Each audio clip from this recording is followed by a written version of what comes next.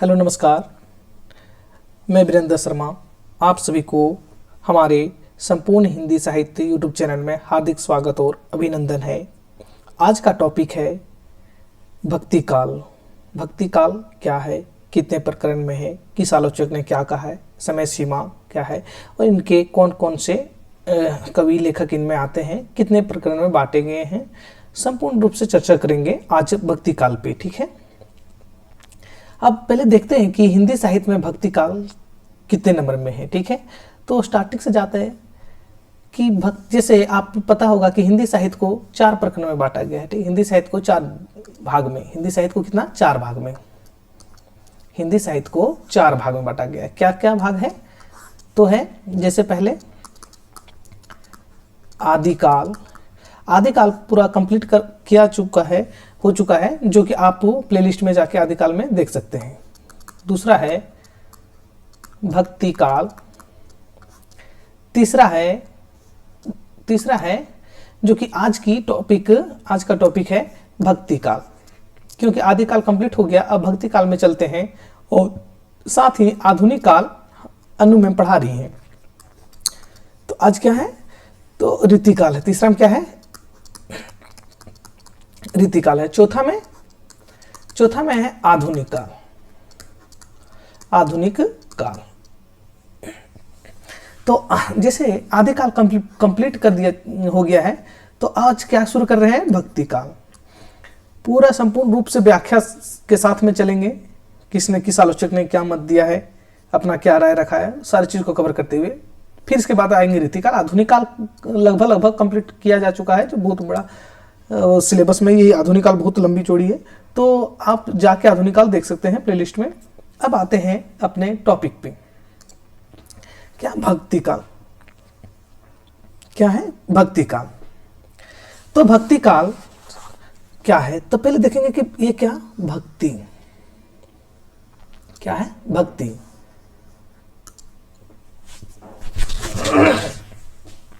क्या है भक्ति? ठीक है, तो पहले देखेंगे भक्ति। भक्ति पहले शब्द कहां से आया पहले ये जानेंगे। ठीक है, तो भक्ति शब्द की उत्पत्ति होता है क्या? भक्ति शब्द का उत्पत्ति होता है जो भज धातु से। क्या भज धातु से।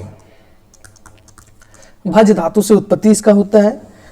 और ये भक्ति शब्द, ये भज धातु से उत्पत्ति हुई तो जान गए, लेकिन ये सबसे पहले कहाँ उल्लेख हुआ कि भक्ति शब्द सबसे पहले कहाँ उल्लेख है, कहाँ आया है, कहाँ लिखा गया है? ठीक है, किस रचना में लिखा गया है?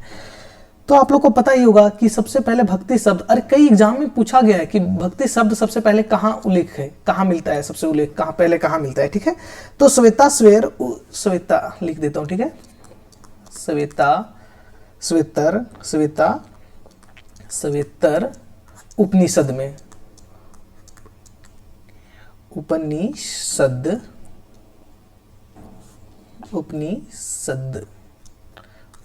में। ठीक है, कहां पे उल्लेख है? श्वेतर उपनिषद में। ये जान गए। अच्छा, एक चीज और देखेंगे कि अच्छा आगे चलिए वो देखते हैं। अब आगे टॉपिक में जाते हैं। भक्ति समझ गए, भक्ति शब्द कहां से, क्या चीज से बना है? तो भज धातु से बना है, संस्कृत के भज धातु से। और भक्ति काल सबसे पहले भक्ति शब्द कहाँ, किस रचना में उल्लेख है? तो श्वेतर उपनिषद में। अच्छा, उपनिषद क्या होता है? तो ऋग्वेद जैसे होता है, ऋग्वेद सामवेद, वेदों का सार है श्वेतर एक उपनिषद होता है। वेदों का सार क्या होता है? उपनिषद होता है। वेद को इतना कठिन शब्दों में लिखा गया जो समझने के लिए एक उपनिषद लिखा गया है। ठीक है, अब इस जैसे कि उपनिषद ये है कि सरलीकरण करके किया गया है। ठीक है, वेदों के अपेक्षा इसको सरलीकरण, मतलब जनता ज्यादा समझ सके। अब आगे चलते हैं। ये कितने भाग में आदिकाल को, हिंदी साहित्य को बांटा गया है? हिंदी साहित्य कितने भाग में? तो टोटल 4 भाग में बांटा गया है। आदिकाल कंप्लीट हो चुका है, जाकर देख सकते हैं आप लोग प्लेलिस्ट में। और भक्ति काल आज का टॉपिक है। ठीक है, अच्छा एक चीज और देख लेंगे कि भक्ति काल को कितने में बांटा गया है। तो भक्ति काल क्या? भक्ति काल को कितने भागों में बांटा गया? ठीक है, तो बेसिकली भक्ति काल को 2 भागों में बांटे गए हैं। भक्ति काल को क्या 2 भागों में, क्या क्या? तो एक है निर्गुण, क्या है एक क्या है, निर्गुण, निर्गुण, और एक क्या है, सगुण, सगुण, ठीक है, निर्गुण और सगुण, ठीक है। अब यहां देख, निर्गुण और सगुण, तो निर्गुण जो है, अब निर्गुण में भी भेद कर दिया है, निर्गुण का भी एक भेद है, ठीक है। तो पहले क्या हम लोग पढ़ेंगे, निर्गुण पढ़ेंगे, इसके बाद फिर सगुण भक्ति में जाएंगे। तो निर्गुण का भेद है, आगे चल के बताएंगे ही, लेकिन अभी जब आधा है तो बता दे रहा हूं। क्या है, एक संत काव्य है और एक सूफी काव्य है। क्या है, सूफी काव्य। संत काव्य का प्रतिनिधित्व करते हैं कबीर, कबीर संत काव्य का प्रतिनिधित्व कौन करते हैं, कबीर। और सूफी काव्य का सूफी काव्य का प्रतिनिधित्व करते हैं जायसी, जायसी।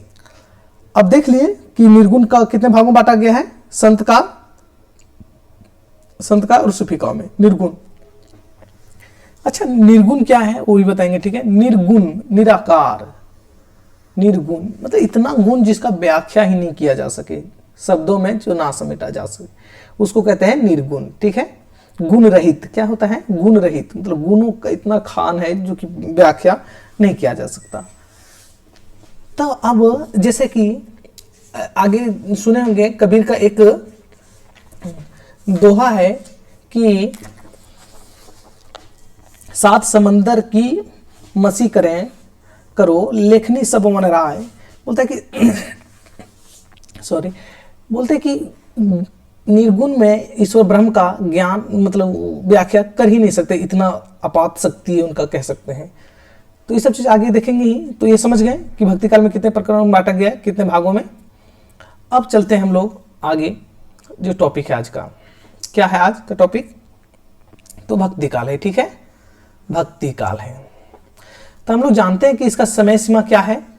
सबसे पहले 1375 विक्रम संवत, कितना, विक्रम संवत से 1700 विक्रम संवत। और यही सर्वमान्य है, सर्वमान्य सभी आलोचकों ने इसी को स्वीकार करता है, लेकिन सबका अपना अपना मत भी है, किसने क्या माना है, ठीक है। यहां तक अब आगे देखते हैं, ठीक है, कि आचार्य शुक्ल ने क्या, आचार्य शुक्ल ने भक्ति काल की समय सीमा 1375 संवत से विक्रम संवत से 1700 संवत अर्थात 1318 ईस्वी से 1643 ईस्वी तक मानी जाती है, या तो मानी है, ठीक है।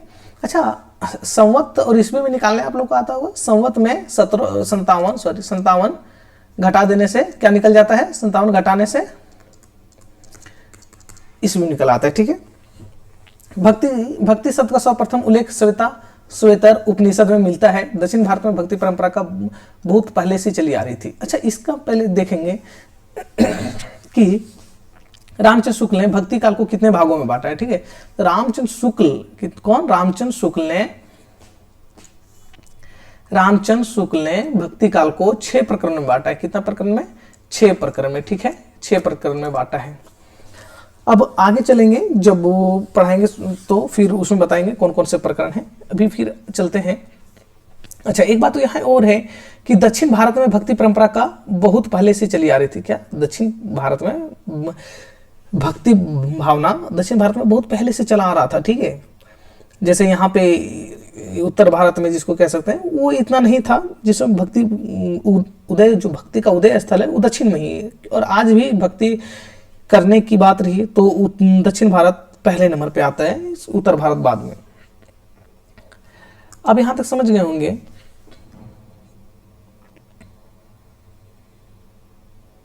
हाँ, अच्छा, भक्ति काल का उदय किसने क्या माना है, भक्ति काल का उदय किसने क्या माना है, ठीक है। अच्छा, भक्ति काल उदय किसने क्या माना है, और इससे पहले हमको लगता कि समय सीमा या तो नामकरण बता देना ज्यादा अच्छा रहता, तो शॉर्टकट में देख लेते हैं। रामचंद्र शुक्ल ने भक्ति काल कहा है, ठीक है। डॉक्टर जगदीशन ने भक्ति काल को स्वर्ण काल कहा है। क्या कहा है, स्वर्ण काल कहा है। ग्रेसन लिखे ही होंगे, आगे चलिए। ग्रेसन ने क्या है, स्वर्ण काल कहा है। और राम विलास शर्मा ने लोक जागरण काल कहा है, ठीक है, भक्ति काल को लोक जागरण काल कहा है।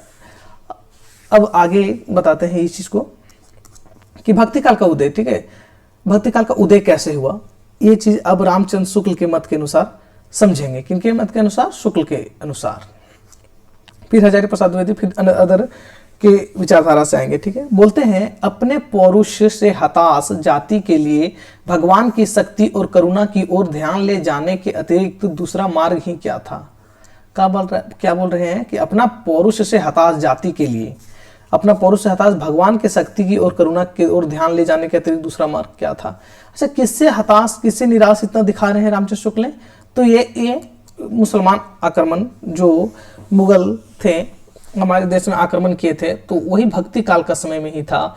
वह सब जनता के सामने उनके भगवान ईश्वर का मूर्तियां तोड़ दिया जाता था और पूज्य पुरुषों का अपमान किया जाता था। तो वही बोल रहे हैं कि अपने पौरुष से हताश जाति भगवान की शक्ति, तो बोल रहे कि जब निराशाजनक हुआ इतना, इसके बाद और इंसान के पास बच ही क्या जाता है कि भगवान की ओर शक्ति नहीं ले जाने पर ध्यान ले जाएंगे नहीं तो क्या करेंगे। तो वही बोलते हैं कि अपने पौरुष से हताश जाति के लिए भगवान की शक्ति और करुणा की ओर ध्यान ले जाने के अतिरिक्त दूसरा मार्ग ही क्या था। यही बात करते हैं रामचंद्र शुक्ल। दूसरा बोलते हैं कि भक्ति का जो श्रोता दक्षिण की ओर से धीरे धीरे उत्तर भारत की ओर पहले से ही आ रहा था, उसे राजनीतिक परिवर्तन के कारण शून्य पड़ते हुए जनता के हृदय के क्षेत्र में फैलने के लिए पूरा स्थान मिला। क्या बोल रहे हैं? भक्ति का जो श्रोता, ठीक है, श्रोता दक्षिण की ओर से आ रहा था। कहां से? दक्षिण की ओर से। ठीक है, तो श्रोता क्या होता है? पहले ये देखेंगे कि पानी जहां से निकलता है, ठीक है, जहां से उद्गम स्थल रहता है उसको स्रोता कहते हैं। मान लेते हैं कि एक पहाड़ी है, ठीक है, एक पहाड़ी है। अब ये पहाड़ी के इस किनारे से एक पानी निकल रहा है, ठीक है, यही आगे जाके नदी का रूप लेती है। तो ये जो स्रोता है, मतलब ये यहीं से जो पानी निकल रहा है, ठीक है, ये इसको स्रोता कहते हैं। ठीक है, मतलब यहाँ जो पानी से उद्गम होता है, कहाँ से? तो पानी उद्गम हो रहा है पहाड़ी से। तो इसी तरह बोलता है कि भक्ति का जो स्रोता कहाँ? दक्षिण, मतलब दक्षिण भारत से भक्ति का उदय बता रहे हैं। कौन? रामचंद्र शुक्ल ने। धीरे धीरे उत्तर भारत की ओर पहले ही आ रहा था, मतलब पहले दक्षिण से उत्तर भारत की ओर आ रहा था, ठीक है, आ रहा था, जिसे राजनीतिक परिवर्तन के कारण शून्य पड़ते हुए जनता के हृदय में राजनीतिक परिवर्तन शून्य पड़ता, मतलब जब इस्लाम आक्रमण ने है, जब वो आक्रमण किया इस्लाम कर्ता ने, मुसलमानों ने, तो यहाँ के राजाओं के पास आपसी फूट बैर इतना थे जो कि एक साथ संगठन में हमला नहीं कर पाए या तो फिर रक्षा नहीं कर पाए। एक एक करके राजा हारते गए, एक एक करके कब्जा करते गए और इसी तरह से क्या किए, पूरा हिंदुस्तान को, पूरा नहीं, कुछ उत्तर भारत को बेसिकली पूरा ही कब्जा कर लिया मुगलों ने। और वही दक्षिण भारत में नहीं हुआ था उस समय। दक्षिण भारत में बहुत देर बाद कब्जा हुआ। वही पड़ता है कि जब कब्जा हो गया तो जनता के मन में जब राजा ही पैबंद हो गया, बंधा गया, दूसरे शासन में आ गया, तो जनता का क्या पड़ जाता है? वो तो शांति रह जाएंगे ना उसके पास कोई विकल्प है, ना कुछ कर पाएंगे। ज्यादा कुछ करता तो मार काट दिया जाता, माँ बहन को उठा लेता, तो ये होता था। तो इसीलिए जनता के शुष्क हृदय में क्या, जनता को शुष्क जो पड़े, तो उसमें जो उसका हृदय था जो शुष्क पड़े था, ठीक, उसमें क्या पूरा क्षेत्र था, खाली क्षेत्र। जब हृदय में कुछ रहा ही नहीं आशा सा, तो भगवान की तरफ ही ले जाता ना। अच्छा, इसी तरह कोट एक है डॉक्टर बाबू गुलाब राय का, ठीक है, वो बोलते हैं कि मनोवैज्ञानिक तथ्य के अनुसार, क्या मनोवैज्ञानिक तथ्य के अनुसार हार की मनोवृत्ति में दो बातें संभव है। क्या बोलता है? मनोवैज्ञानिक तथ्य के अनुसार क्या होता है, हार जब हारता है आदमी तो दो बात उसमें रहता है, ठीक है, दो बात होता है उसमें। क्या? या तो वो अपने आध्यात्मिक श्रेष्ठता दिखाने लगता है, जैसे कोई इंसान है, ठीक है, मान लेते हैं कोई इंसान है, ये कहीं गया, ठीक है, अब ये इतना लाचार होके हार गया, या तो फिर नॉर्मल भाषा में समझें तो कोई ऐसे भी हैं लड़के या तो लड़कियां जो कि बहुत ज्यादा किसी से अंदरूनी प्रेम करते थे, तो प्रेम करते थे, और वो किसी को उसको मान लेते हैं कि वो पसंद नहीं आया, छोड़ छाड़ दिया, तो कुछ भी किसी को समझ लीजिए, जस्ट समझाने के लिए बोल रहे हैं। तो फिर इसके मन में क्या होगा, या तो दो तरफ जाएगा, या तो एक भगवान की तरफ ध्यान लगाएगा, क्या, एक तो भगवान की तरफ ध्यान लगाएगा। तो वही बोल रहे हैं कि गुलाब राय बोलते हैं अपनी आध्यात्मिक श्रेष्ठता दिखाता है। आध्यात्मिक मतलब भगवान की ओर ध्यान लगता है, या तो भोग विलास में पढ़कर, क्या भोग विलास में पढ़कर, भोग विलास में तो दारू, ठीक है, नशीली चीजें करने लगेगा, या तो फिर कहीं दूसरी ओर जाने लगेगा, ठीक है, दूसरी ओर। तो यही होता है कि जब इंसान हार के मनोवृत्ति में होता है तो लोगों को दो बातें असंभवता दिखता है उसमें, ठीक है। एक तो वो या तो आध्यात्मिक श्रेष्ठता की ओर जाएगा, आध्यात्मिक की ओर जुड़ेगा, नहीं तो वो अपना भोग विलास में पड़ेगा। तो समझ गए आप लोग। तो यही बात कहते हैं गुलाब राय, हमको याद आए तो बता दिए। अब शुक्ल का बात हो रहा है। अब तीसरा बोलते हैं कि सिद्धोनाथों के संदर्भ में, किसके संदर्भ में बोल रहा है? सिद्धनाथ के संदर्भ में बोल रहे हैं कि उनका उद्देश्य कर्म को उस तंग गड्ढे से निकालकर प्रकृति धर्म में खुले क्षेत्र में लाना ना था, बल्कि एक बारगी धकेल देना था। अच्छा, इसका मतलब समझे? नहीं समझे कोई दिक्कत नहीं, समझा रहे। बोल रहा है कि सिद्धोनाथों के बारे में, क्या सिद्धनाथ के बारे में बोलता है कि उसका उद्देश्य कर्म को उस तंग गड्ढे से, उसका उद्देश्य बोल रहा है कि आप लोग जानते होंगे, पिछले क्लास में आदिकाल में बताए थे कि भक्ति काल का उदय कहाँ से मिलने लगता है? तो नाथों और सिद्धों की रचनाओं में, नाथों सिद्धों से संकेत मिलने लगता है भक्ति काल को उदय के बारे में। तो उन लोग क्या करते थे? नाथ सिद्ध सबसे पहले वो तो एक पहले भक्ति भावना, कोई निम्न कास्ट के नहीं कर सकते थे, वो हमेशा ऊपर जनरल कास्टों वालों का अधिकार रहता था, पूजा पाठ में मंदिर में नहीं जा सकते थे, और आज भी कहीं शायद भारत में अभी भी है। तो ये ऐसा रहता था। लेकिन नाथ सिद्ध क्या किए? नाथ सिद्ध जितने निचली जाति का, अदर कास्ट का, कोई भी कास्ट का, सबके लिए वो खोल दिए द्वार। क्या कर दिए? सबके लिए द्वार खोल दिए। कौन? नाथों और सिद्धों ने। लेकिन खोले सबके लिए द्वार जरूर, लेकिन क्या करने लगे? उन्होंने भक्ति भावना ना जगा के वो योग साधना पे, अंत साधना पे ध्यान देने लगे। क्या? योग साधना पे, योग साधना पे और अंत साधना, योग साधना अंत साधना पे, ठीक है, अंत साधना पे। तो ये जो होते हैं जनता, ठीक है, जनता हम लोग क्या होते हैं कि अक्सर मंदिर गए, पूजा कर लिए, हाथ जोड़ लिए, कुछ बोल लिए, मांग लिए, बस हो गया। अब इतना जनता को नहीं समझ में आता कि योग क्या है, अंत साधना क्या है, कुंडली चक्र क्या है। तो ये सब क्या किए कि सीधे साधे ना रख के बहुत कठिन कर दिए। इसीलिए रामचंद्र शुक्ल पे कटाक्ष करते हैं कि उनका उद्देश्य कर्म को उस तंग गड्ढे से निकालकर प्रकृति धर्म को खुले क्षेत्र में लाना ना था, बल्कि एक बार के गड्ढे में धकेल देना। वही बात करते हैं रामचंद्र शुक्ल कि आप निकालें तो आप ऐसा करते हैं जो कि सीधा मार्ग रखते हैं। आपने इतने कठिन कर दिया जो पहले था उससे भी ज्यादा कठिन कर दिए, इंसान जुड़ ही नहीं पा रहा है इससे। तो यही बात बोलते हैं, इसीलिए बोलते हैं कि बारह के गड्ढा में ढकल देना था। यहां तक आप लोग समझ गए होंगे। अच्छा, ये तो भक्ति काल का उदय है बता रहे हैं। अब चलते हैं नेक्स्ट में हजारी प्रसाद द्विवेदी के बारे में। हजारी प्रसाद द्विवेदी अब क्या कहते हैं देखते हैं। भक्ति आंदोलन को भारतीय चिंता का स्वाभाविक विकास माना है। हजारी प्रसाद द्विवेदी ने क्या माना है कि भक्ति आंदोलन को भारतीय चिंता का स्वाभाविक विकास माना है। क्या माना है? स्वाभाविक विकास माना है। अब मतलब बोल रहा है कि भारतीय भक्ति आंदोलन जो भारतीय चिंता का स्वाभाविक विकास, मतलब किसी का देन की वजह से नहीं हुआ है, ना किसी इस्लाम का आक्रमण के कारण से हुआ है, और ना ही किसी का कुछ आक्रमण के कारण हुआ है। ये खुद हुआ है। जैसे रामचंद्र शुक्ल ने बोला है ना कि भक्ति इस्लाम आक्रमण के कारण हुआ है, ये बिल्कुल नहीं मानते हैं कि ये किसी का आक्रमण के कारण हुआ है। तो ये मानते हैं कि भारतीयों का चिंता का स्वाभाविक विकास, स्वाभाविक मतलब अपने अंदर का ही, ठीक है, स्व का मतलब अपना ही विकास है, स्वाभाविक मतलब अपना ही विकास है, अपने अंदर की विकासों से हुआ है, ठीक है, ना कि किसी का आक्रमण कारण से, ठीक है, ना किसी का आक्रमण कारण से, और ना ही एक और आलोचक है जॉर्ज गेरसन, वो बोलते हैं कि ईसाइयत का देन है, जो कि यहाँ लिखा है। वो बोलते हैं इसका भी देन नहीं, वो क्या है, भारतीयों का चिंता का स्वाभाविक विकास है। अब आगे चलते हैं कि मुसलमानों के अत्याचार से अधिक भक्ति की भावधारा को उमड़ना है। वो बोलते हैं किस पे? रामचंद्र शुक्ल कटाक्ष करते हैं। रामचंद्र शुक्ल का कौन सा कोट था? तो जैसे अभी पढ़े थे ना कि भक्ति का जो स्रोत दक्षिण को नहीं, ये कोट था, देश में मुसलमानों का राज प्रतिष्ठापित हो जाने पर हिंदू जनता के हृदय में गौरव और गर्व का उत्साह के लिए अवकाश न रह गया था।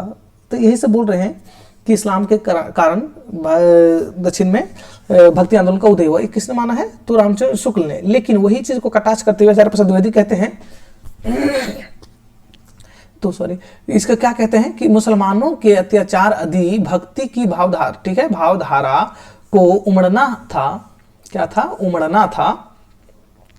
तो पहले उसे सिंध में या फिर उसे उत्तर भारत में प्रकट होना चाहिए था। अब क्या बोलते हैं, मुसलमानों का अत्याचार से अधिक भक्ति भावधारा को उमड़ना था तो पहले सिंध में, या तो अच्छा आप यहाँ सिंध समझे, वो बोल रहे हैं रामचंद्र शुक्ल ने ऐसे 1000 में एक ड्राइंग बना के दिखा रहा हूँ भारत का नक्शा, खाली समझाने के लिए ऐसा।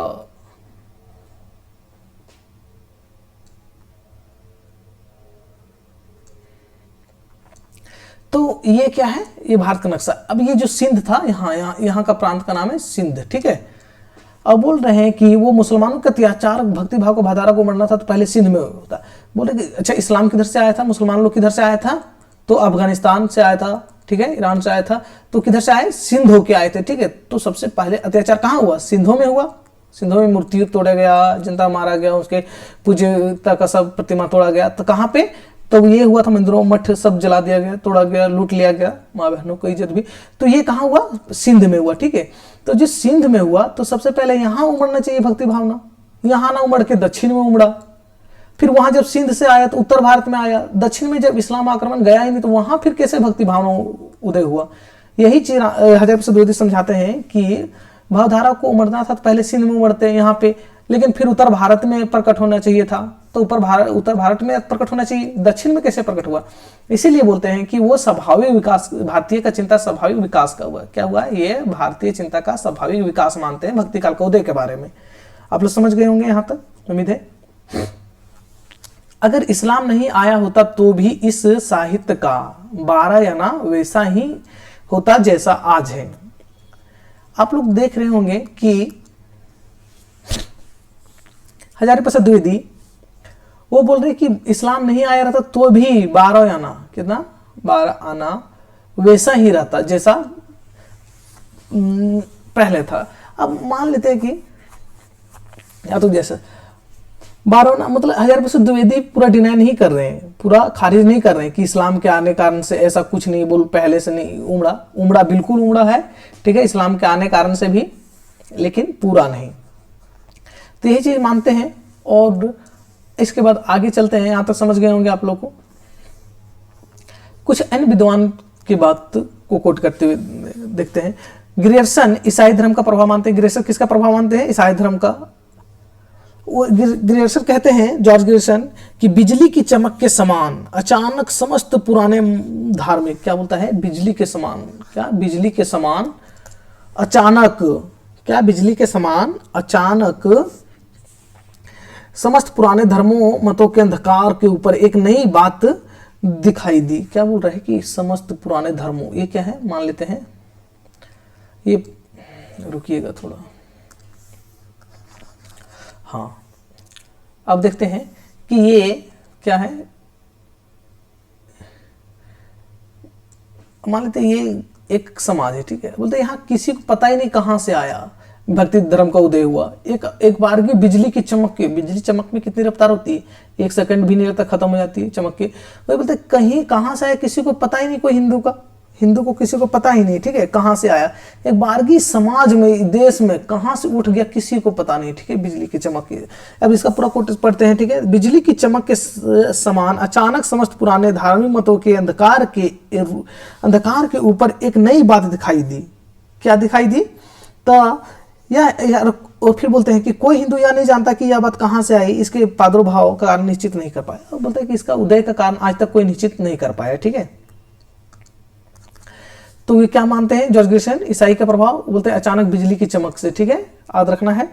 रामविलास शर्मा बोलते हैं, रामविलास शर्मा, भक्ति आंदोलन एक जातीय और जनवादी आंदोलन है। आप लोग को बताए थे पिछले क्लास में कि जातीय और जनवादी क्या होता है, ठीक है। क्या, जातीय उसे कहते हैं जो एक जैसा खान पान, रहन, बोलचाल होता है, उसको जातीय कहते हैं, ठीक है। ना कि यहाँ पे कोई general caste, OBC, SC ST वो वाला जातीय नहीं, यहाँ पे रहन सहन, खान पान, पहनावा ओढ़ावा से हो रहा है, ठीक है, पोशाक से हो रहा है, वो जातीय आंदोलन।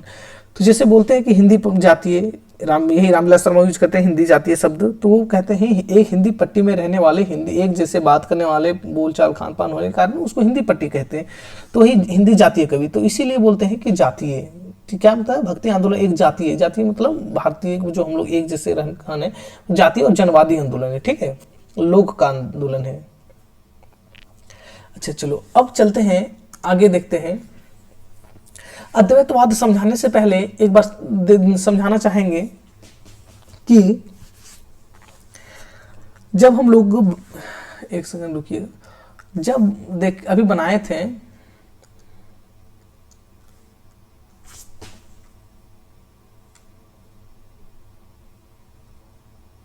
हाँ कहाँ गया,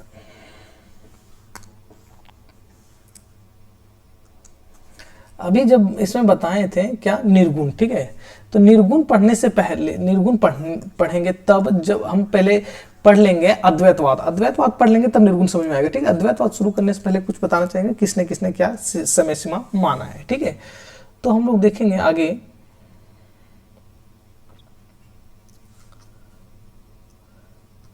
हाँ अब हम लोग देख लिए, रिवीजन थोड़ा सा करते हैं। जॉर्ज ग्रेसन ने किससे भक्ति आंदोलन को उदय मानता है? ईसाइत की देन से। रामचंद्र शुक्ल ने इस्लामी आक्रमण की प्रतिक्रिया के रूप में। हरिप्रसाद द्विवेदी क्या बोलते हैं? भारतीय चिंतन धारा का स्वाभाविक विकास मानते हैं। और रामविलास शर्मा बोलते हैं कि भक्ति आंदोलन एक जातीय जनवादी आंदोलन है, ठीक है। अच्छा, एक और छूट गया उसमें, गजानन माधव मुक्तिबोध, इनका भी बहुत इंपॉर्टेंट, ठीक है। गजानन मुक्तिबोध क्या कहते हैं कि ऐतिहासिक सामाजिक शक्तियों के रूप में हुआ। क्या? ऐतिहासिक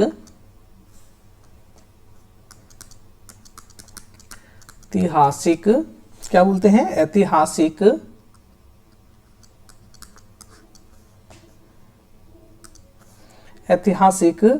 सामाजिक, क्या? ऐतिहासिक सामाजिक शक्तियों के रूप में हुआ। क्या? शक्तियों के रूप में, शक्तियों के रूप में, हाँ। क्या बोल रहे हैं गजानन मुक्तिबोध की? ऐतिहासिक सामाजिक शक्तियों के रूप में जनता के दुख कष्ट से हुआ है। क्या है? जनता के दुख और कष्ट से हुआ है, जनता के दुख और कष्ट से हुआ है, ठीक है। यहां तो आप लोग समझ गए होंगे। मुक्तिबोध क्या कहते हैं? मुक्तिबोध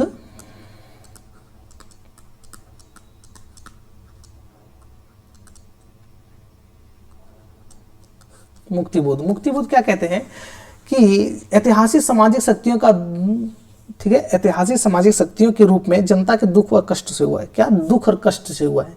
ऐतिहासिक सामाजिक शक्तियां के, ऐतिहासिक मतलब जो हमारे मान लेते हैं, यहाँ ऐसे समझते हैं कि हमारे जो ऐतिहासिक मतलब जो हमारे ऐतिहासिक पात्र हैं, जैसे कोई भी प्रेरणादायक पात्र है, ठीक है, कोई और ऐतिहासिक सामाजिक, अब मान लेते हैं कि यहाँ पे ईश्वर ही ले लेते हैं, ठीक है, अपना राम कृष्ण भगवान, इस सबको ले देखते हैं। और समाज में जो भी पर्याप्त दुष्कर्म है, क्या है? पर्याप्त दुष्कर्म है, वो इस सब के शक्तियों के रूप में, मतलब जो यदि कोई आपका इंसल्ट करे, कोई जिसको आप आदर्श मानते हैं, जिसको उसको इंसल्ट कर, आप उसको दुख कष्ट होगा ही ना, तो वही उन्हीं को इतना मतलब डिमोरलाइज कर दिया गया, जो कि दुख और कष्ट के रूप में भक्ति आंदोलन की ओर बढ़ना पड़ा। यहां तक समझ गए? अच्छा, एक चीज और इसमें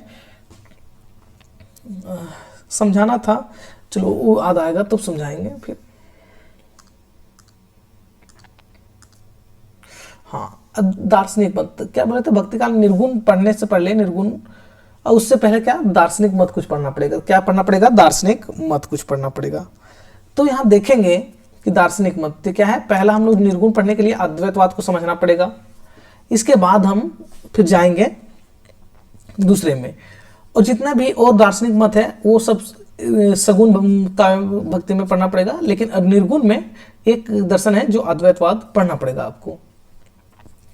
तो दार्शनिक मत पहले इसको देख लेते हैं, इसके बाद फिर इसको समझाएंगे लिख के। इसमें ब्रह्म, ठीक है, इसमें बोला है ब्रह्मा का रूप, ब्रह्म, इसमें ब्रह्म का रूप निराकार होता है। कैसा होता है? निराकार होता है। निराकार होता है मतलब कोई आकार नहीं होता। निराकार मतलब कोई आकार नहीं, कोई आकार नहीं, कोई आकार नहीं, ठीक है। और क्या बोला है कि जगत को मिथ्या माना है। जगत को क्या माना है? जगत मतलब इस संसार को क्या माना है? मिथ्या माना है, जो माया का रूप है। क्या है? और वो मिथ्या क्या है? माया का रूप है। वो बोलता है गांव में जीवन और ब्रह्मा के बीच माया आ जाने की वजह से दोनों में अलगाव हो जाता है। जैसे ही माया हटेगी दोनों एक हो जाएंगे। क्या बोलता है? अब लिख के ही समझाना पड़ेगा। क्या है? तो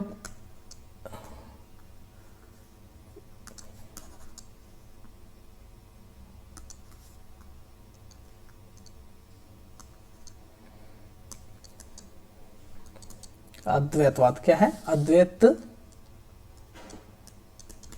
अद्वैतवाद, ठीक है। क्या है? अद्वैतवाद। अब इसको तोड़ेंगे, ठीक है, इसको तोड़ के समझेंगे क्या क्या होता है। इसको पहले देखेंगे या, ठीक है, इसके बाद द्वैत, फिर वाद को, ये सब अलग करेंगे तभी समझ में आएगा। या मतलब यहां जुड़ा हुआ मानेंगे, ठीक है, या मतलब जुड़ा हुआ, ठीक है। द्वैत मतलब दो होता है, द्वैत मतलब दो होता है, ये दा है, हाँ, दो। और वाद मतलब विचारधारा, क्या होता है? विचारधारा, विचारधारा होता है। या मतलब जुड़ा हुआ दो विचारधारा, क्या है? जुड़ा हुआ दो विचारधारा, क्या है? जुड़ा हुआ दो विचारधारा, जुड़ा हुआ दो विचारधारा। अच्छा, जुड़ा हुआ दो विचारधारा, तो क्या क्या क्या क्या से जुड़ा हुआ दो विचारधारा है? तो इसमें आगे देखेंगे कि एक है परमात्मा, परमात्मा, और एक है आत्मा, आत्मा। यहां वहां लिखा जा रहा है, पता ही नहीं चल रहा है कि कहां पे कर्सर है। सो क्या है ये बोलता है कि दो जुड़ा हुआ दो विचारधारा। तो क्या, कौन कौन से? तो आत्मा और परमात्मा, ये क्या बोलते हैं? जुड़ा है, दोनों क्या है? जुड़ा है। लेकिन इसमें अलगाव किसके वजह से है? दोनों जुड़ा है लेकिन हमको दिख नहीं रहा कि दोनों जुड़ा है। अब बोल रहे हैं कि हम और ईश्वर, मतलब मैं और आप ईश्वर जुड़े हैं, लेकिन हम लोग को पता ही नहीं चल रहा कि मैं और ईश्वर, आप ईश्वर कैसे जुड़े हैं। तो क्यों नहीं पता चल रहा है? तो माया की वजह से। क्या? माया की वजह से। किसकी वजह से? माया की वजह से। ये माया जैसे हट जाएगी, या तो माया जैसे हट जाएगी, तैसे क्या हो जाएगा? आत्मा परमात्मा एक हो जाएगा, आत्मा परमात्मा में विलीन हो जाएगा, तो एक हो जाएंगे। ठीक है, यहां तक समझ गए? अब देखेंगे कि अब इससे आगे देखेंगे, दो विचार, जुड़ा हुआ विचारधारा है। अब इसमें फिर से पेज लेना पड़ेगा, नहीं तो फिर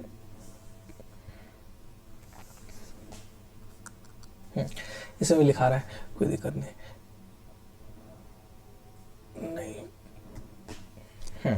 क्या था? आत्मा और परमात्मा, ठीक है।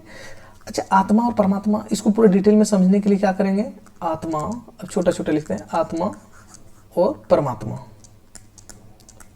परमात्मा, आत्मा और परमात्मा, ठीक है। आत्मा और परमात्मा, ये क्या बोल रहे हैं? दोनों, ये आत्मा और परमात्मा, आत्मा और परमात्मा, इसलिए लिख रहे हैं, यहां से समझाने में कोरिलेट करके अच्छा रहेगा। आत्मा और परमात्मा में, ठीक है, दोनों एक है लेकिन अलगाव है। अलगाव कैसे है? तो दोनों में अलगाव है माया की वजह से। क्या है?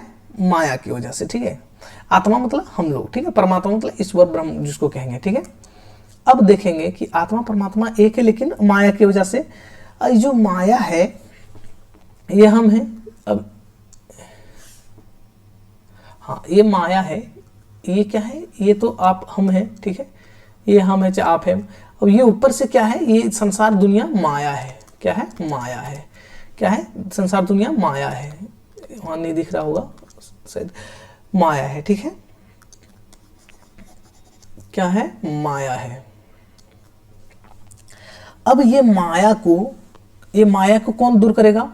तो गुरु दूर करेगा। कौन दूर करेगा? गुरु दूर करेगा। ये माया को कौन दूर करेगा? तो गुरु दूर करेगा। ये माया को कौन दूर करेगा? तो गुरु दूर करेगा। गुरु मतलब शिक्षक टीचर, ठीक है। अच्छा, गुरु दूर करेंगे, वो बताएंगे उपाय, ठीक है। मान लेते उपाय कुछ बताएंगे, क्या कैसे उपाय बताएंगे? वो बोलेंगे एक नाम जपने दे देंगे। क्या? कौन सा नाम? एक नाम जपने दे देंगे। क्या गुरु क्या दे देंगे? नाम जपने, नाम, ठीक है, नाम जपने दे देंगे। अच्छा, नाम कैसा रहेगा? वो मंत्र में, ठीक है, नाम रहेगा मंत्र में, ठीक है, नाम मंत्र में रहेगा। अब जैसे नाम मंत्र जब गुरु ज्ञान देगा, जब गुरु क्या दे देंगे? ज्ञान दे देंगे, नाम दे देंगे, तो आत्मा क्या, ये जो माया रहेगा, माया हट जाएगा ना। माया कैसे? अज्ञानी के कारण नाम नहीं ले रहे हैं, ठीक है, मंत्र नहीं, ज्ञान नहीं, इसीलिए तो माया है। जब ये माया ही हट जाएगा तो आत्मा और परमात्मा क्या मिलन हो जाएगा? समझ गए आप लोग? क्या होगा? आत्मा परमात्मा मिलन हो जाएगा। नहीं समझे तो चलिए एक जो प्रैक्टिकल लाइफ में होता है वही समझाते हैं। अच्छा एक चीज यहाँ पे जो क्यों हटा माया, तो ये ज्ञान की वजह से, क्यों, ज्ञान की वजह से, ठीक है, क्यों, ज्ञान की वजह, गुरु ज्ञान दिया किस में, नाम मंत्र के रूप में, तो ज्ञान से माया दूर हो गया, ठीक है, माया दूर हो गया, तो इसीलिए रामचंद्र शुक्ल ने निर्गुण काव्य को क्या कहा है, ज्ञानाश्रयी, ज्ञानाश्रयी, ठीक है, ज्ञानाश्रयी, ठीक है, ज्ञानाश्रयी। यहां समझ गए? अच्छा नहीं समझे कोई दिक्कत नहीं, फिर से समझाते हैं।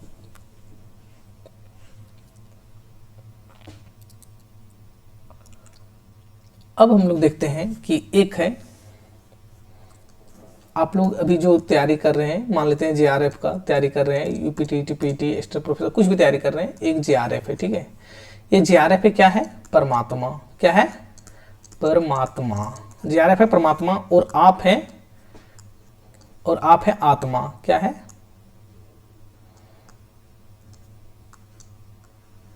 आप क्या है, आत्मा, ठीक है, आप क्या है, आत्मा,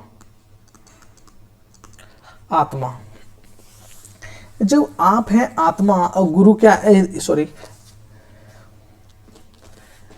आप है आत्मा और जेआरएफ क्या है, परमात्मा, ठीक है, आप मतलब आत्मा है, आप कौन है, प्रतियोगिता है ना, प्रतियोगी है ना, प्रतियोगी है, प्रतियोगी, क्या है, प्रतियोगी है, आप प्रतियोगी हैं, ठीक है, तो जेआरएफ जो आपका लक्ष्य है, क्या है, जेआरएफ लक्ष्य मान लेते हैं, तो ये क्या हो गया, आप परमात्मा हो गए, और आप जो प्रतियोगी हैं जो दिन रात मेहनत कर रहे हैं, वो क्या हो गया, आत्मा हो गए, ठीक है, आप यहाँ तक आपको रेट कर पा रहे होंगे, समझ पा रहे हैं। तो जो गुरु, मान लेते हैं कि आप जिससे पढ़ रहे हैं, ठीक है, यानी हम अभी बता रहे हैं, ठीक है, तो मैं क्या हो गया, आपका गुरु, ठीक है, मैं क्या हो गया, आपका गुरु, मैं क्या बोल रहा हूँ कि आपको ये सब चीज याद करना है, जैसे अद्वैतवाद समझना है, पूछ देगा अद्वैतवाद में माया क्या करता है, बाधा डालता है, ठीक है, चलो मान लेते हैं कि कोई भी क्वेश्चन घुमा के पूछ दे कि अद्वैतवाद में जो माया है वो सूफियों के यहाँ क्या हो गया है, क्या रूप में बना है, तो क्या चीज बाधा डालता है वहां, तो वो पूछ दे तो फिर दिक्कत हो जाएगा, तो इसलिए जानना जरूरी है। तो क्या है, जेआरएफ परमात्मा है, आत्मा हो गए प्रतियोगी, और जो आप लोग के बीच में जो जेआरएफ के रास्ता तक ले जाएंगे कौन, गुरु, ठीक है, गुरु, इससे मैं भी बता रहा हूँ, पढ़ा रहा हूँ, समझा रहा हूँ, तो मैं क्या कर रहा हूँ, आपको एक रास्ता दे रहा हूँ कि आप इसमें जाना है, जेआरएफ कैसे क्वालिफाई करेंगे। तो क्या है, गुरु हो गया, गुरु क्या हो गया, ज्ञान दे रहा है, ज्ञान कैसा, नाम का ज्ञान, ठीक है, नाम मतलब मंत्र, ठीक है, मंत्र का ज्ञान दे रहे हैं, कैसा ज्ञान दे रहे हैं, मंत्र का। अब जब नाम ज्ञान का मंत्र दे रहे हैं, तो फिर अब देखना यहाँ ये है कि, और आपका जो माया इसमें क्या है, तो माया है सबसे बड़ा सिलेबस, क्या है, सिलेबस, क्या है, सिलेबस, ठीक है, सिलेबस क्या है, बड़ा सिलेबस, ठीक है, बड़ा सिलेबस है। माया क्या है, ये माया, ठीक है, माया क्या है, आप दोनों के बीच में जेआरएफ क्यों नहीं क्वालिफाई हो पा रहा है, तो माया बीच में, माया क्या है, बड़ा सिलेबस, इतना बड़ा लेंथी सिलेबस है, वही नहीं कंप्लीट हो रहा है, इसीलिए तो नहीं हो पा रहा है ना क्वालिफाई। तो क्या है, माया क्या है, आप लोग का सिलेबस, बड़ा सिलेबस। अब यहां देख रहे हैं कि अब गुरु क्या किए, आपको बताएं सिलेबस कैसे कंप्लीट करना, सारा सिलेबस में बताएं, किस रूप में, नाम के रूप में और मंत्र के रूप में। जब मंत्र दे देंगे तो क्या होगा, ज्ञान आएगा ना, क्या होगा, ज्ञान, जब सब चीज बताएंगे तो ज्ञान बढ़ेगा ही ना आपका, जब ज्ञान बढ़ेगा मतलब सिलेबस कंप्लीट होगा, सिलेबस कंप्लीट होगा मतलब डायरेक्ट एग्जाम निकलेगा, मतलब आत्मा परमात्मा का मिलन हो गया, ठीक है। जब बड़ा सिलेबस है, अब जब पूरा सिलेबस ही कंप्लीट कर दिया तो सिलेबस का काम रह गया नहीं ना, सिलेबस खत्म हो गया जब पूरा कंप्लीट कर दिए और एग्जाम क्वालिफाई किए, ठीक है, एग्जाम निकला मतलब माया दूर हुआ। माया क्या था, बड़ा सिलेबस ही कंप्लीट हो गया, मतलब ये खत्म हो गया। अब जब माया ही, बड़ा सिलेबस क्या था, माया, तो माया ही खत्म हो गया, तो परमात्मा आत्मा मिलन के कोई रोक सकता है नहीं ना। तो इसीलिए अब इतना आसान भाषा में समझा दें, अब मैं क्या कहूँ। एक बात और, यदि और आसान भाषा से समझना चाहते हैं तो एक और आसान भाषा में जो आप लोग पर डे अभी आप लोग को उम्र होगा वो करने का, ठीक है। मान लेते हैं एक, नहीं इसी में समझा देते हैं, अच्छा रहेगा, इतना बनाने का टाइम वेस्ट करना नहीं सही लगता। क्या है, जेआरएफ, ठीक है, आप जेआरएफ, अब माया आपका क्या बड़ा सिलेबस हो गया, और माया एक और है, माया आपका एक और होगा, जो है आपका माया एक और होगा, फोनिंग फरमाइश, क्या होगा, फोन, ठीक है, फोनिंग फरमाइश। क्या होगा? फोनिंग फरमाइश। अच्छा से पढ़ना नहीं, बतियाना रात रात भर, ठीक है, पढ़ने के टाइम में, सिलेबस कंप्लीट टाइम में क्या फोन में बतियाना। ये फोनिंग भी क्या है? आपका माया है, ठीक है। व्हाट्सअप चैट, फेसबुक, रील देखना, ये सब क्या आपका सब माया है। तो ये सब को आप कैसे दूर करेंगे? तो ये सब को आपको छोड़ना पड़ेगा। दूर कैसे होगा? जब ज्ञान देंगे। क्या बताएंगे कि ये आपका माया है बाबू, ये सब मत लगे रहो, आगे बढ़ो, कुछ आगे करो। तो ये क्या होगा? जब मेरे बात मान के छोड़ेंगे आप, जब माया फोन छोड़ेंगे तो क्या होगा? जो मेरा बात माने, इसका मतलब पढ़ाई में ध्यान लगेगा, पढ़ाई ध्यान लगेगा मतलब बड़ा सिलेबस कंप्लीट होगा, और बड़ा सिलेबस कंप्लीट होगा मतलब माया, बड़ा सिलेबस क्या था? माया। तो माया ही दूर हो जाएगा। माया दूर हो गया तो आत्मा परमात्मा का मिलन से कोई रोक नहीं सकता, ठीक है। अब यहां तक देख लिए। अब मुझे उम्मीद है कि आप लोग समझ गए होंगे अद्वैतवाद। लेकिन देख लेते हैं क्या बोलते हैं, जीव और ब्रह्मा के बीच माया। माया जो वही बड़ा सिलेबस था, आ जाने की वजह से दोनों में अलगाव हो जाता है, दोनों को अलगाव हो जाता है। जैसे ही माया हटेगी तो एक हो जाएंगे दोनों। क्या बोले? जैसे ही सिलेबस कंप्लीट होगा तो आत्मा परमात्मा मतलब जीआरएफ और प्रतियोगिता एक हो जाएंगे, मिल जाएंगे, मतलब जीआरएफ हासिल हो जाएगा। इसी तरह समझ गए, आत्मा परमात्मा एक हो जाएगा। अब इसमें ब्रह्मा की प्राप्ति बाहरी पूजा पाठ से नहीं बल्कि ज्ञान के माध्यम से, जो नाम को जपने से होता है। ज्ञान का प्राप्ति कैसे होता है? तो नाम जपने से। क्या होता है? गंदा कर दिया। क्या होता है? नाम जपने से, ठीक है, नाम जपने से। क्या करने से? नाम जपने से। अब आगे चलते हैं। इसके प्रवर्तक शंकराचार्य केरल में जन्मे थे। इसका प्रवर्तक जो किए हैं शंकराचार्य, वो कहाँ? केरल में जन्मे थे। और इस दर्शन को निर्गुण मत के अनुयायी स्वीकार करते हैं। किस मत के? निर्गुण मत के, निर्गुण काय वाले, ठीक है। इसीलिए अभी ये जो निर्गुण काय पढ़ने के लिए आपको एक दार्शनिक मत पढ़ना पड़ता है। कौन सा? अद्वैतवाद, ठीक है। अद्वैतवाद पढ़ेंगे, इसके बाद ही आपको निर्गुण मत समझ में आएगा। तो आप, मुझे लगता है कि पूरा आसान भाषा में समझ गए होंगे आप अद्वैतवाद किसे कहते हैं, अद्वैतवाद क्या है। अब आगे चलते हैं। हाँ, अब बोल रहे कि नोट मतलब कुछ लिखा, ठीक है।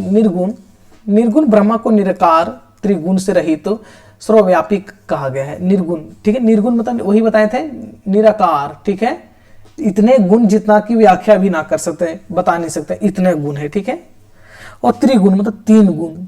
क्या तीन गुण? सत्य रज और तम गुण, सतरज तम गुण, ठीक है। सर्वव्यापी मतलब सर्वव्यापी, सब चीज कहा गया, ठीक है, सर्वव्यापी। अब त्रिगुण क्या क्या है? सतरज तम, ठीक है। यहाँ तो बोल रहे लिखे हैं, यहाँ देखो क्या है? सतरज तम गुण। अच्छा, सतगुण क्या है, रजगुण, जो गुण, ये सब आप लोग को पता होगा, लेकिन फिर भी मैं नोट कर रखा हूं कि सत्य वह है जो उचित अनुचित, अच्छा बुरा और सुख दुख में भेद और परिमाण पर स्थिति में बता सके। मतलब क्या है? सतगुण वो है जो सच्चा, बुरा, अच्छा, उचित, निचित, जो जिसे मान लेते एक दो लड़ाई, एक व्यक्ति दूसरा व्यक्ति से लड़ाई हो गया। अब मैं जान रहा हूं कि ये दोनों व्यक्ति, एक व्यक्ति मेरा ज्यादा लगाव है, तो मैं उसका पक्ष ना लेके जो हकीकत है उसको बताऊं, तो ये क्या हो गया? सतगुण में आता है, ठीक है। अच्छा, रजोगुण क्या है? रजोगुण को बढ़ने पर लोभ, प्रवृत्ति, स्वार्थ, बुद्धि से कर्मों पर, ठीक है, कर्मों का सकाम प्रभाव, ठीक है, सकाम भाव, मिस्टेक यहाँ टाइपिंग मिस्टेक होगा, काम भाव से आरंभ, अशांति और विषय, ठीक है, भागों में लालसा से। अब क्या बोलता है? रजोगुण थोड़ा उससे ज्यादा बुरा प्रवृत्ति का होता है। मान लेते हैं कि इसके अंदर लोभ प्रवृत्ति आ गया है, ठीक है, स्वार्थ आ गया है, बुद्धि आ गया है, और वो अपना हित के बारे में ज्यादा सोचता है। वो कौन सा होता है? रजोगुण, ठीक है। और तम गुण में, ठीक है, क्या होता है? सतरज तम।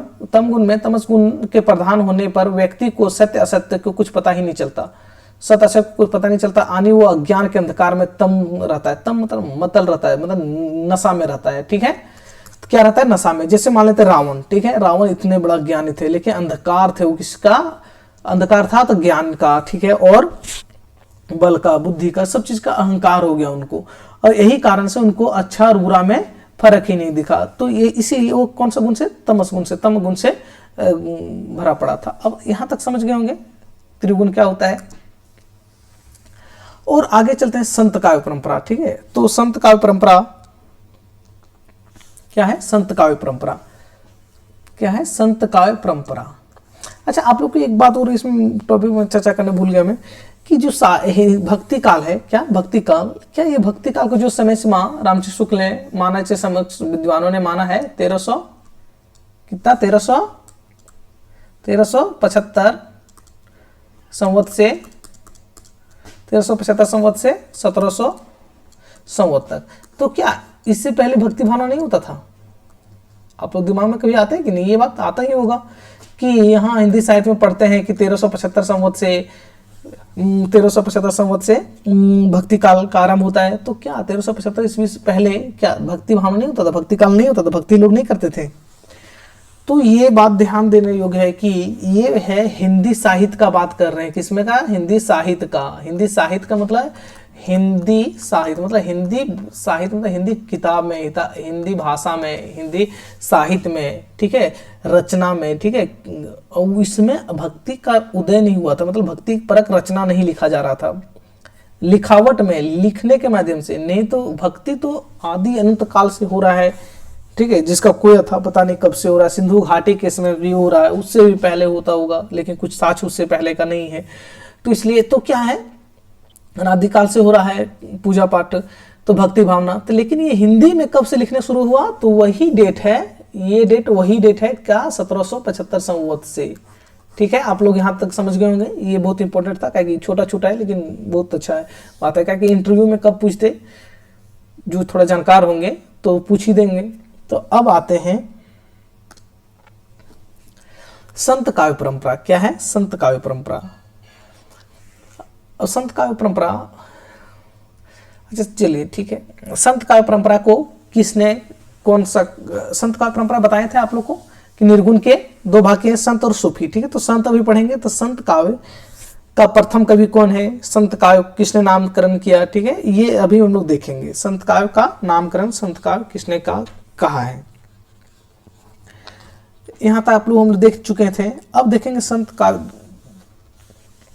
क्या है। संत काव्य धारा, संत काव्य धारा के प्रथम कवि किसने क्या माना है, यहां मैं शायद नहीं नोट किया हूं। संत काव्य धारा का प्रथम कवि नाम कबीर माने जाते हैं और नाम दो व्यक्तियों का नाम लिया जाता है।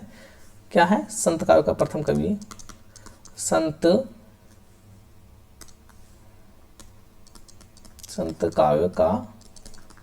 संत काव्य सॉरी कहाँ लिखा रहा है,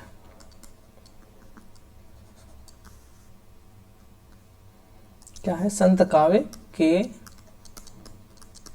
प्रथम कवि। संत काव्य के क्या प्रथम कवि, किसने क्या क्या माना है, ठीक है। तो रामचंद्र शुक्ल, ठीक है। शॉर्ट में आप लोग लिखते होंगे, मैं तो आरसी करके समझ आता था रामचंद्र शुक्ल का बात हो रहा है, ठीक है। रामचंद्र शुक्ल ने कबीर को माना। किसको माना? कबीर को। संत काव्य का प्रथम कवि किसको माना? कबीर को। अच्छा, कबीर को माने कितने लोग? तो रामचंद्र शुक्ल ने माना, हजारी प्रसाद द्विवेदी ने माना, ठीक है। और हजारी प्रसाद द्विवेदी को HPD लिखते हैं शॉर्ट में, ठीक है। हजारी प्रसाद द्विवेदी भी कबीर को माना, ठीक है। और एक और है जो रामस्वरूप चतुर्वेदी। क्या? रामस्वरूप चतुर्वेदी, ठीक है। रामस्वरूप चतुर्वेदी RSC, ठीक है। रामस्वरूप चतुर्वेदी किसको मानते हैं? ओ सॉरी, कबीर को मानते हैं। किसको? कबीर को मानते हैं वो भी। आज जो कबीर के मानते हैं, अच्छा नामदेव क्या बोले थे? दो को मानते हैं, एक नामदेव एक कबीर, लेकिन सब मत से नाम कबीर को ही प्रथम मानते हैं। संत काव्य का प्रथम कवि किसको मानते हैं? सर्वमति से, मतलब सबका मत से तो कबीर को मानते हैं। लेकिन नामदेव को मानने वाले कौन थे? तो गणपति चंद्र गुप्त थे, डॉक्टर रामकुमार वर्मा भी थे। कौन थे? रामकुमार वर्मा थे नामदेव। और एक और थे डॉक्टर गणपति चंद्रगुप्त। क्या था? डॉक्टर गणपति चंद्रगुप्त। गणपति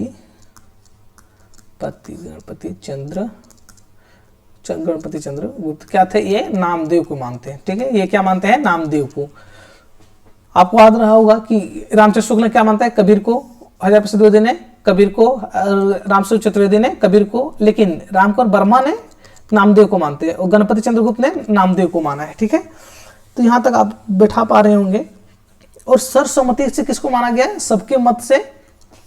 तो सबके मत से है, सॉरी इधर, सबके मत से कबीर ही है। सबके मत से किसको स्वीकार किया गया है? तो कबीर को स्वीकार किया गया है। चलिए अब देखना है कि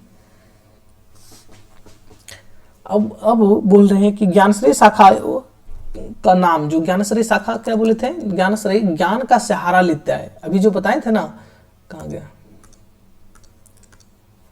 देखो ये क्या दिए थे हम, ये ज्ञान दिया था ना, गुरु क्या दिया था, ज्ञान। तो ये जो ज्ञान का सहारा लिया किसको दूर करने के लिए, माया को। बड़ा सिलेबस जो था, माया को दूर करने के लिए क्या सहारा लिया था, ज्ञान का। तो ज्ञान के सहारा लेने की वजह से रामचंद्र शुक्ल ने क्या कहा था इसको, ज्ञानाश्रयी, ठीक है, ज्ञानाश्रयी। समझ गए क्यों कहा था सो, ज्ञानाश्रयी नाम दिया था, ठीक है। संत काय को नाम क्या दिया था, ज्ञानाश्रयी का, ठीक है। और जबकि 1000% द्विवेदी निर्गुण का कहा। अच्छा, जो भक्ति काल में जो शुरू में बताए थे, भक्ति काल का विभाजन करके, जो ये देखो ये निर्गुण काव्य है, ये सर्वसम्मति से निर्गुण काव्य स्वीकार किया जाता है। लेकिन रामचंद्र शुक्ल ने इसको निर्गुण काव्य ना कह के, रामचंद्र शुक्ल ने पहले क्या कहा था, तो ज्ञानाश्रयी, क्या कहे थे, ज्ञानाश्रयी, कहां जाना, ज्ञानाश्रयी। कर्सर कहाँ जाता है पता ही नहीं, ऊपर नीचे हो जाता है, लेकिन आप लोग समझ रहे होंगे, इस सब चीज को ध्यान बना देते हुए। ज्ञानाश्रय, निर्गुण कामना कहा कि क्या बोला था, ज्ञानाश्रय मतलब ज्ञान का आश्रय सहारा लेता है, इसलिए ज्ञानाश्रय कहे थे। अब देखते हैं, जबकि 1000% द्विवेदी ने निर्गुण कहा है, निर्गुण काव्य कहा है, किसका कहा, क्या कहे, 1000% द्विवेदी ने निर्गुण काव्य कहा है। राम कुमार वर्मा ने संत काव्य नाम से संबोधित किया है। राम कुमार वर्मा ने क्या संत काव्य बताए थे। और प्रथम को सर्वसम्मति से कबीर को माना गया है। सर्वसम्मति मतलब सबका राय से किसको माना है, प्रथम कबीर, तो कबीर को माना है। अब किंतु नामदेव, और अब देखते हैं कि नामदेव जो बोले थे डॉक्टर गणपति चंद्रगुप्त और रामकुमार वर्मा ने किनको माना है, तो नामदेव को माने हैं, ठीक है। वही बोलते हैं, किंतु नामदेव निर्गुण और सगुण दोनों की तरह काव्य रचते थे। नामदेव एक ऐसे व्यक्ति थे उसमें कि भक्ति काव्य ये दो भाषा में लिखते थे। क्या भाषा में लिखते थे, एक खड़ी बोली सधुकड़ी भाषा कह सकते हैं, खड़ी बोली या सधुकड़ी, ठीक है, सधुकड़ी, ठीक है, सधुकड़ी अधक्का हो गया, फिर सधुकड़ी, ठीक है, सधुकड़ी भाषा में लिखते थे ये। लेकिन ये कब लिखते थे, अरे एक ब्रज भाषा में लिखते थे, क्या, ब्रज भाषा में, ठीक है। जो ब्रज भाषा में लिखते थे, क्या लिखते थे, ब्रज भाषा में लिखते थे। तो जो ये जितना सगुण पद, ये निर्गुण सगुण दोनों, निर्गुण में लिखते थे हमेशा खड़ी बोली और सधुकड़ी भाषा में, और सगुण लिखते थे हमेशा ब्रज भाषा में। सगुण क्या लिखते थे, ब्रज भाषा में, और खड़ी बोली निर्गुण भाषा में लिखते थे, ठीक है, निर्गुण खड़ी बोली में लिखते थे। कहां तक समझ गए होंगे। अब देखते हैं 5वां पॉइंट की, शुक्ल बोलते हैं निर्गुण पंथ के लिए मार्ग निकालने वाले, क्या मार्ग निकालने वाले, यहाँ टाइपिंग में निकालने वाले नाथ पंथ के योगी और भक्त नामदेव थे। क्या, नामदेव भक्त थे। जहां तक पता चलता है, क्या बोलता है कि निर्गुण पंथ का मार्ग निकालने वाले कौन थे, नाथ पंथ के योगी, और ठीक है, नाथ पंथ के, नाथ और पंथ के योगी। क्या बोल रहे हैं, नाथ बताए थे जब नाथ पढ़ा रहे थे, नाथ काल, तो नाथ साहित्य, तो वो जो भक्ति काल का मार्ग दिखाने वाले कौन थे, तो नाथ के ही। नाथ की रचना, नाथ और सिद्धों में भी कि भक्ति काल काव्य का प्रतीक मिलता है, कि भक्ति काल को उदय का संकेत मिलता है, ठीक है, उनकी रचनाओं में। तो ये बोलते हैं कि नाथ पंथ के योगी और भक्त नामदेव के यहाँ मिलता है, ठीक है। जहां तक क्या बोलता है कि निर्गुण पंथ के लिए मार्ग निकालने वाला काम कौन करता है, नाथ पंथ के योगियों और भक्त नामदेव के भी रचना मिलता था। जहां तक पता चलता है निर्गुण, क्या निर्गुण मार्ग के निर्दिष्टित प्रवर्तक कबीरदास ही है। क्या बोलते हैं, कबीरदास, जो कि आपको बता चुके हैं, संत काव्य के, निर्गुण काव्य के प्रवर्तक किसको मानते हैं, तो कबीर को मानते हैं, ठीक है। तो आज की क्लास यहीं तक रखते हैं, आगे बताया जाएगा अगला क्लास में। Thank you.